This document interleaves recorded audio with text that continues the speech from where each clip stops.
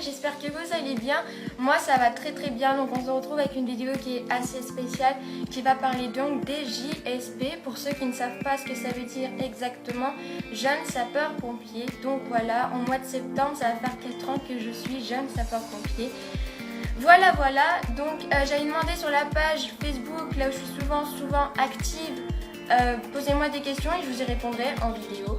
Donc c'est ce que je suis en train de faire et on va commencer tout de suite par la première question qui me l'a été demandée par Julie.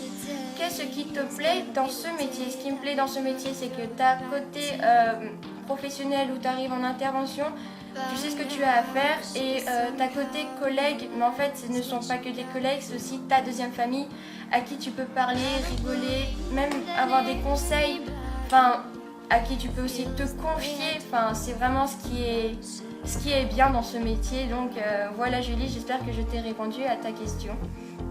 Question numéro 2 qui me l'a été demandée par Elodie. Ce métier consiste à faire quoi? Donc il consiste à gérer et à prévenir les risques d'incendie et d'apporter les premiers secours aux victimes. Donc il faut savoir que les pompiers, ils ont un appel, ils seront là tout de suite en arrivant, enfin tu seras pris en charge et tout, enfin voilà. Donc ce métier consiste à ça, voilà. J'espère que je t'ai répondu à toi aussi Elodie. Question numéro 3, comment fais-tu pour alterner les sapeurs-pompiers et les cours, qui me l'a été demandé par Wendy. Je suis pas sapeur-pompier, je suis jeune sapeur-pompier. Voilà Wendy, donc si je reformule ta phrase, ça serait comment fais-tu pour alterner les JSP et les cours? Donc les JSP c'est j'ai cours le vendredi et le samedi. Donc le vendredi c'est les cours écrits, leçons et tout. Et le samedi bah, c'est le sport et le sport et puis bah voilà quoi, les manœuvres. Voilà, c'est tout ce qui est bien.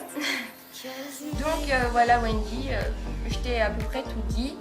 Question numéro 4, comment as-tu fait pour devenir JSP, qui me l'a été demandé par Yasmine. Moi je sais que je suis devenue JSP car j'ai eu un rendez-vous et j'y suis allée et puis j'ai plutôt bien aimé. Du coup on a dû prendre un rendez-vous au 3SM. Pour ceux qui ne savent pas ce que c'est juste à côté du SDIS, donc service départemental d'incendie et de secours. Et les 3 SM, c'est service de santé et de secours médical. Donc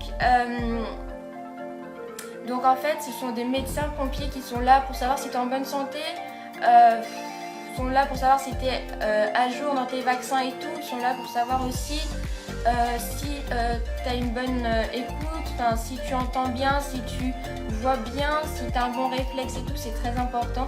Donc après c'est eux qui vont voir si tu es en bonne santé et tout. Donc voilà. Donc après j'ai eu après ils m'ont dit comme quoi que c'est bon, tu peux devenir JSP de première année. Donc voilà Yasmine.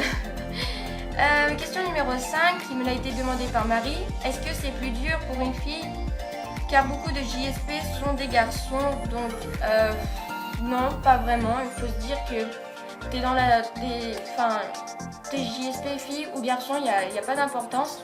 Il faut se dire qu'en fait, tant que tu connais tes manœuvres, tant que tu sais ce que tu as à faire, rien n'est compliqué. Il faut juste apprendre tes leçons et t'y aller quoi.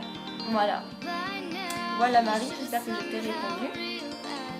Question numéro 6, pourquoi sapeur-pompier et pas militaire, gendarme ou quelque chose d'autre dans ce genre? Qui me l'a été demandé par Mathilde.